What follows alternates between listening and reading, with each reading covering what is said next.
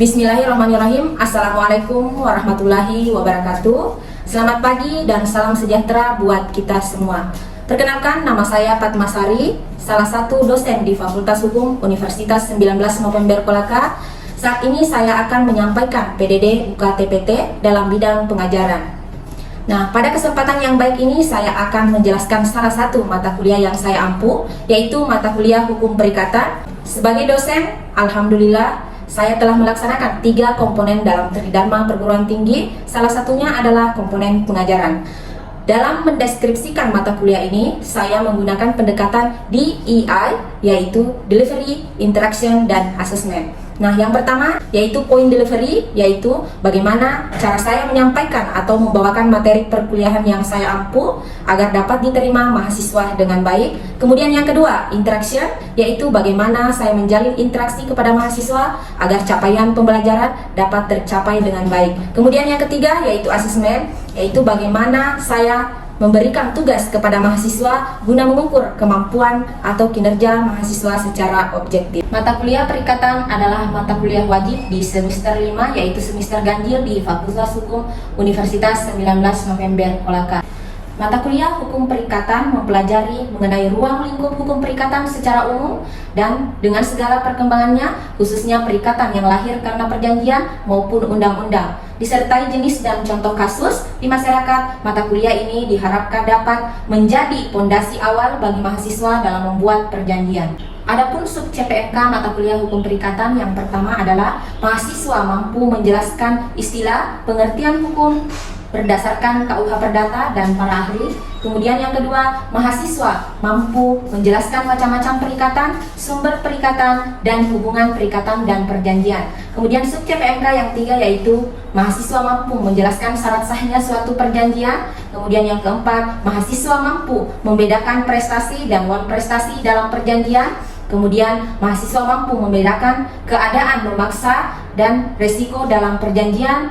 Sub CPNK ke-6, mahasiswa mampu menjelaskan perbuatan menurut hukum dan perbuatan melawan hukum. Sub CPNK yang ke-7 yaitu mahasiswa mampu menjelaskan macam-macam perjanjian yang terdapat di dalam KUH Perdata. Kemudian sub CPNK yang ke-8, mahasiswa mampu menjelaskan jenis perjanjian bernama yang terdapat dalam KUH Perdata. Kemudian berikutnya, mahasiswa mampu menjelaskan jenis perjanjian tidak bernama yang terdapat di luar KUH Perdata. Kemudian sub CPNK 10, mahasiswa mampu menjelaskan syarat hapusnya suatu perjanjian. Dan yang terakhir, mahasiswa mampu membuat contoh-contoh perjanjian. Adapun sumber referensi dalam RPS Hukum Perikatan ini, buku Abdul Qadir Muhammad yang berjudul Hukum Perjanjian. Kemudian yang kedua, buku dari Satrio yang berjudul Hukum Perikatan pada Umumnya. Kemudian yang ketiga, Maryam Darussalam yang berjudul Hukum Perdata 3 Hukum Perikatan dengan penjelasannya. Kemudian yang keempat, buku Setiawan R yang berjudul Pokok-pokok Hukum Perikatan. Kemudian yang kelima, Subekti dengan judul buku Hukum Perjanjian. Adapun kriteria penilaian atau asesmen dalam perkuliahan ini, saya memberikan penilaian beberapa poin persentase dalam penilaian ini. Yang pertama, kehadiran 25%, kemudian sikap 10%, tugas 15%, dan yang keempat, ujian tengah semester 20%, dan yang terakhir, ujian akhir semester 30%. Nah, dalam perhitungan nilai akhir dari masing-masing poin persentase penilaian tadi, jadi saya menggunakan tabulasi nilai dalam Microsoft Excel dalam perumusan berdasarkan poin-poin penilaian tersebut. Nah, selanjutnya saya akan menampilkan video proses belajar mengajar secara real di dalam kelas pada mata kuliah Hukum Perikatan dalam pertemuan ketiga. Assalamualaikum warahmatullahi wabarakatuh. Waalaikumsalam warahmatullahi wabarakatuh. Jadi sebelum kita memulai mata kuliah pada hari ini, coba mungkin ada yang bisa pimpin doa satu orang? Yang di belakang, coba yang laki-laki. Sebelum kita memulai mata kuliah kita pada hari ini, mari kita berdoa sesuai dengan kepercayaan dan keyakinan kita masing-masing. Berdoa dimulai. Berdoa selesai. Ya, jadi seperti biasanya ya, silahkan kalian absen. Jadi absennya itu seperti sebelumnya kita menggunakan aplikasi Siakat. Ya, silakan absen. Sebelum kita masuk pada materi atau pokok bahasan perikatan ini, terlebih dahulu Ibu akan mereview kembali mata kuliah hukum perdata. Kenapa harus mereview kembali mata kuliah sebelumnya? Karena hukum perikatan itu diatur dalam buku keberapa? Hukum perdata. Buku ketiga hukum perdata. Ya, sini. Nah, buku ketiga hukum perdata. Jadi hukum perdata itu terbagi menjadi 4 buku. Yang pertama tentang orang. Yang kedua benda. Kemudian yang ketiga orang, benda. Nah, orang ini dalam bahasa Belanda itu disebut personage. Nah, kemudian yang kedua, buku kedua tentang benda yang disebut dengan perikatan. Kemudian di buku ketiga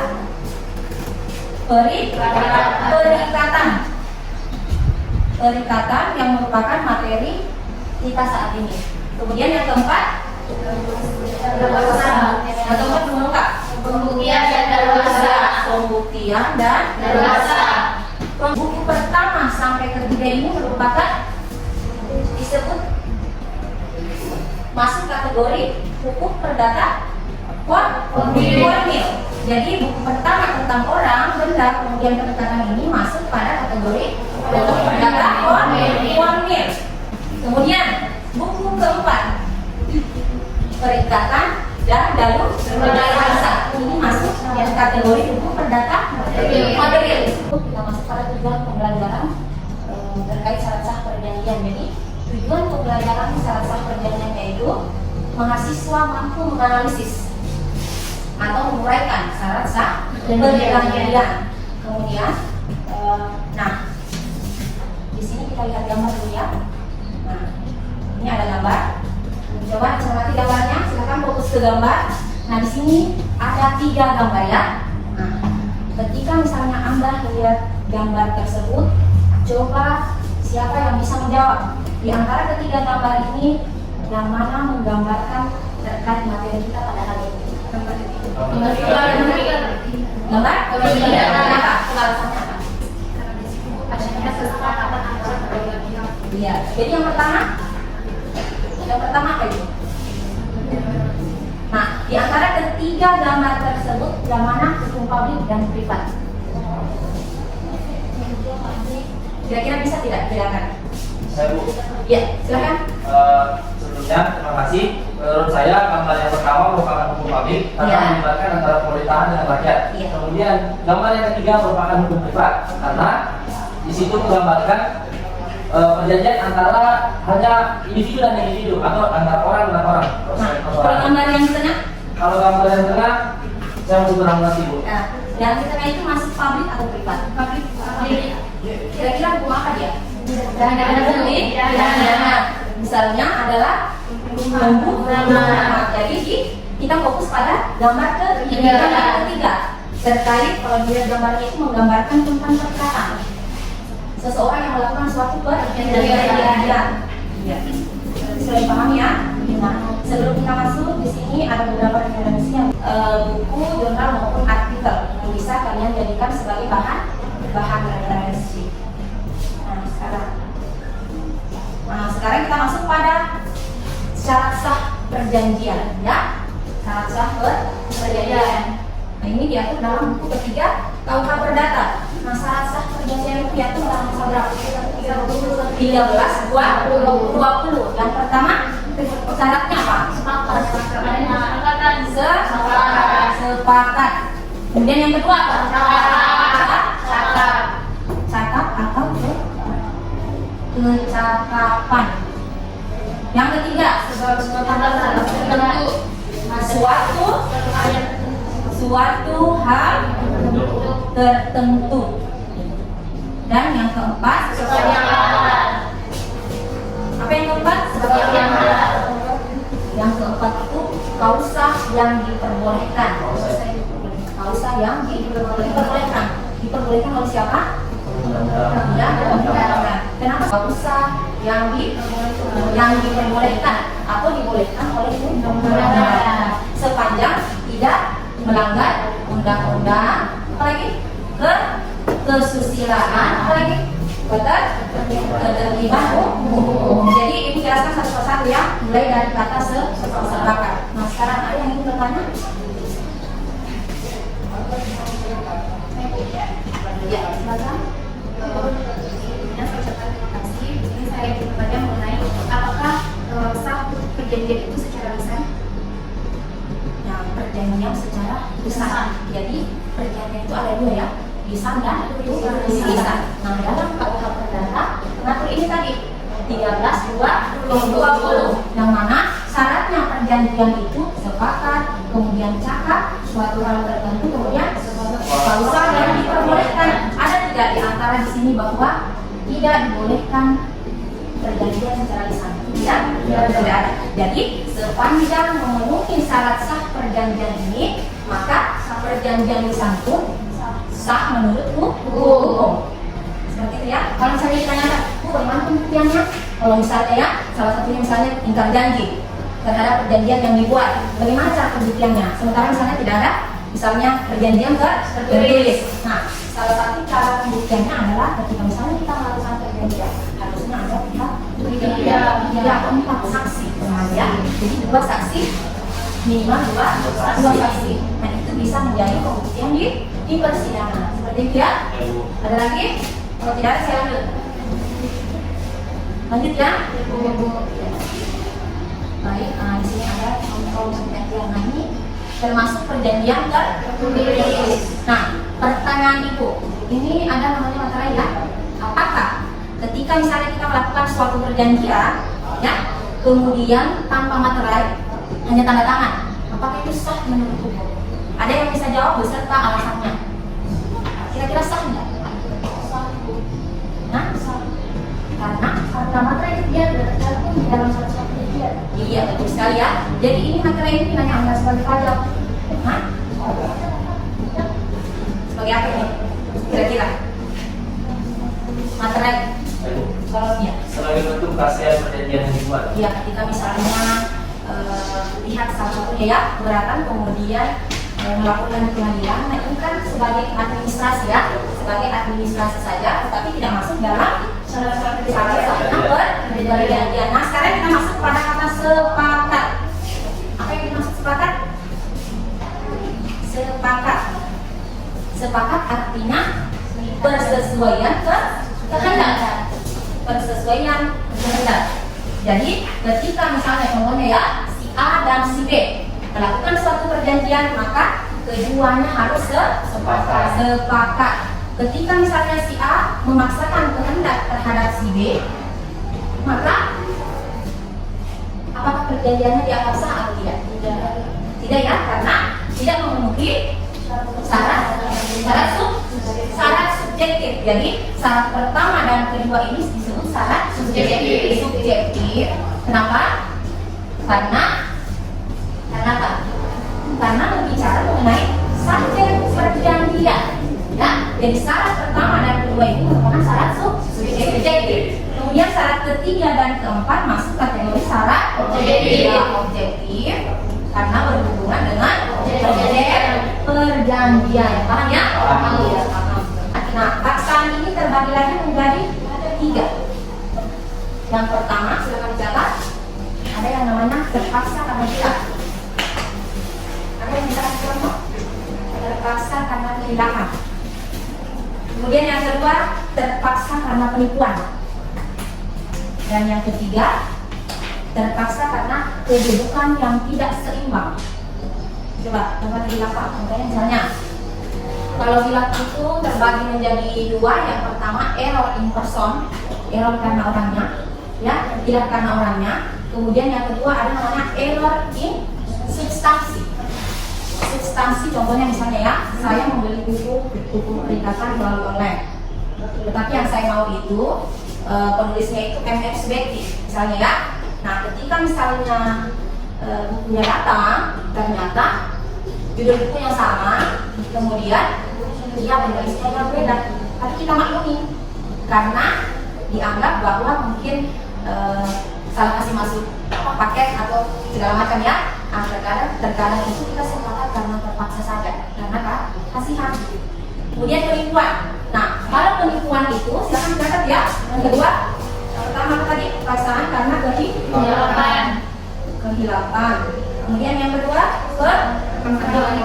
penipuan. Contohnya misalnya, ini kalau penipuan itu menyangkut dengan objek perjanjian, objek sebuah perjanjian. Contohnya misalnya jual beli. Misalnya kita jual beli tanah. Ternyata tanahnya misalnya lebarnya 100, kemudian panjangnya berapa meter, 200 meter. Ketika misalnya kita melihat objeknya ternyata tidak sesuai itu. Oleh karena itu tidak memenuhi syarat sah perjanjian, yaitu suatu hal tertentu. Berarti objeknya yang tidak jelas ya. Kemudian yang ketiga, kedudukan yang tidak seimbang. Nah, yang dimaksud dengan kedudukan tidak seimbang, ada yang bisa menjelaskan? Ada yang masih ingat mata kuliah hukum perdata?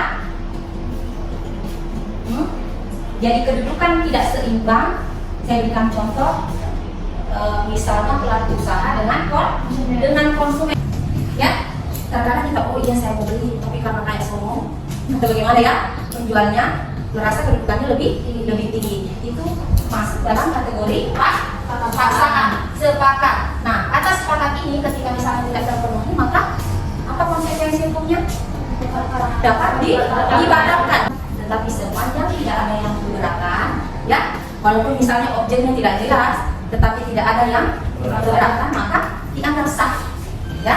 Itu disebut dapat dibatalkan. Paham ya? Nah, ini kata sepakat. Kita masuk pada syarat sah perjanjian yang kedua, yaitu kecakapan. Nah, ini yang ketiga, kata cakap dalam KUH Perdata.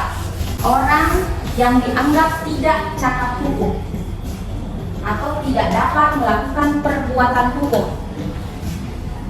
diatur dalam pasal 1330 KUH Perdata.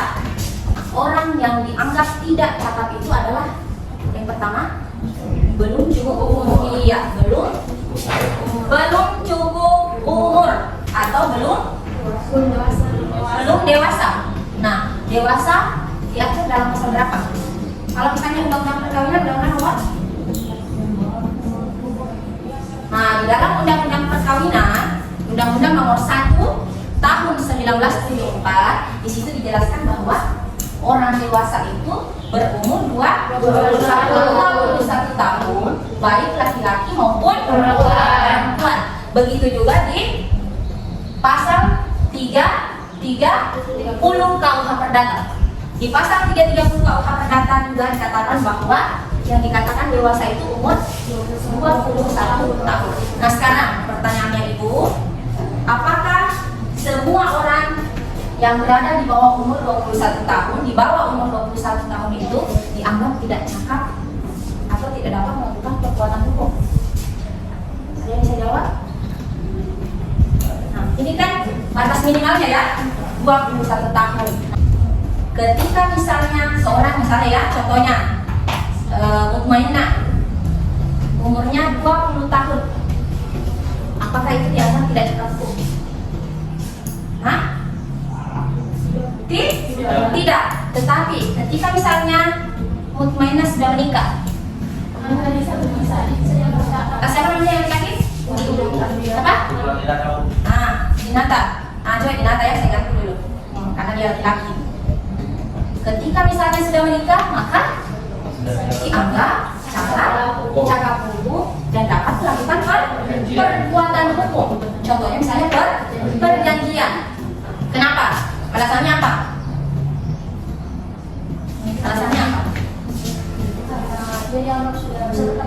Iya, betul sekali ya. Ini disebut pendewasaan. Seperti itu ya, paham ya? Paham.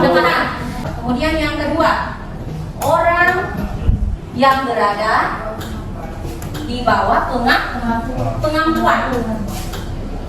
Iya. Orang yang berada di bawah pengampuan. Contohnya, ada yang bisa jawab. Contohnya orang yang di bawah pengakuan itu contohnya siapa? Ya. Orang yang mengalami gangguan privat. Iya, betul sekali ya. Satu, orang gila. Orang gila. Kemudian yang kedua. Ya. Coba. Orang ya. Orang ya betul. Orang cacat fisik dan tidak bisa mengurusi dirinya sendiri. Kalau misalnya masih bisa berarti tidak masuk. Orang cacat fisik dan tidak bisa mengurusi dirinya sendiri. Paham ya? Paham ya. Kemudian yang ketiga. Apa lagi yang ketiga? Hah?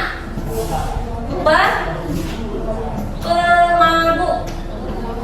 Tapi ini menurut saya 50-50 ya. Karena ada juga orang yang suka minum tapi sadar. Ya? Iya, tidak apa-apa. Kemudian yang keempat, pemboros.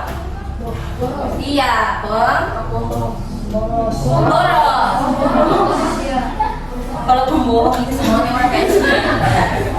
Pemboros ya, pemboros. Memang ada penyakit seperti ini ya. Penyakit seperti itu ya. Kalau misalnya boros kayak kita itu tidak apa-apa juga. Misalnya tidak masuk ya, tidak masuk dalam orang yang berada di bawah pengakuan. Kemudian yang ketiga apa? Perempuan yang sudah menikah dianggap tidak cacat hukum atau tidak dapat melakukan perbuatan hukum. Coba, ada yang bisa jawab? Kira-kira kenapa itu? Perempuan. Makanya tadi saya ganti namanya ya, bukan mainan. Dan dia memenuhi syarat juga. Nah, kenapa kira-kira?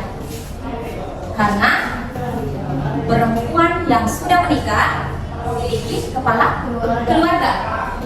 Ketika misalnya dia melakukan suatu perbuatan hukum, contohnya misalnya melakukan perjanjian, harus seizin suami. Misalnya jual beli tanah, suaminya keberatan, berarti bisa dipidanakan.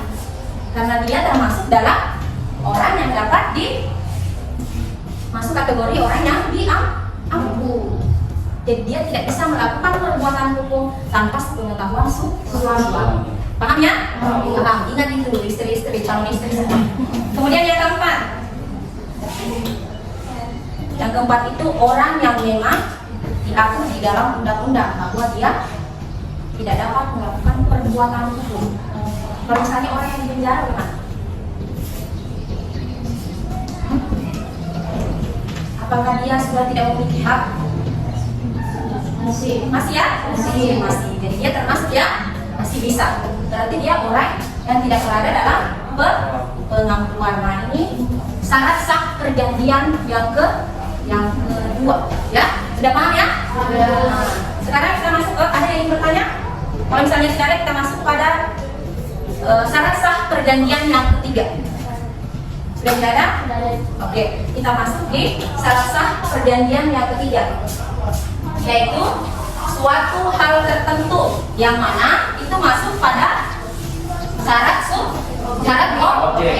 objektif, karena berbicara mengenai objek suatu perjanjian. Saya kira sudah dipahami itu suatu hal tertentu ya. Ketika misalnya objeknya tidak jelas, contohnya seperti tadi, misalnya contohnya jual beli tanah. Ketika misalnya objeknya tidak jelas, misalnya panjang lebarnya ya tidak jelas, maka itu batal demi hukum. Bukan lagi dapat dibatalkan, tetapi batal demi hukum. Artinya bahwa dari awal perjanjian tersebut dikatakan tidak pernah ada, itu maksud dari batal demi hukum. Suatu hal tertentu. Nah ini, ketika misalnya kita melakukan suatu perjanjian, kemudian objeknya tidak jelas, maka batal demi hukum. Begitupun di syarat yang keempat. Nah, sudah paham ini ya? Karena ini masuk pada kategori objek. Kalau misalnya sudah masuk pada kategori objek, maka itu sudah batal demi hukum. Karena bisa jadi melanggar undang-undang, kemudian ketentuan umum dan kesusilaan. Paham ya? Ada yang ingin bertanya? Silakan.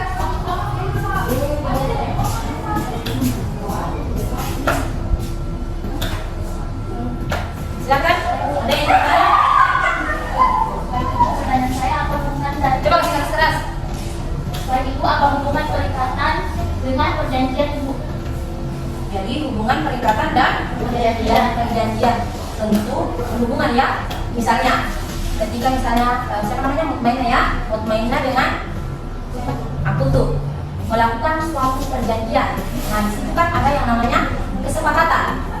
Nah kesepakatan ini melahirkan berarti di situ terikat sebuah perjanjian.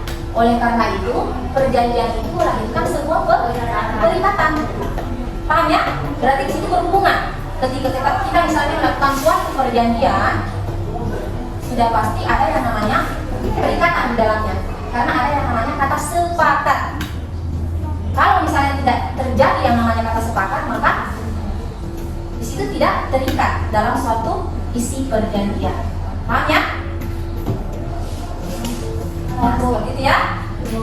Makanya di buku ketiga itu diatur masalah hukum perikatan yang mana sub pokok bahasannya itu adalah syarat sah perjanjian.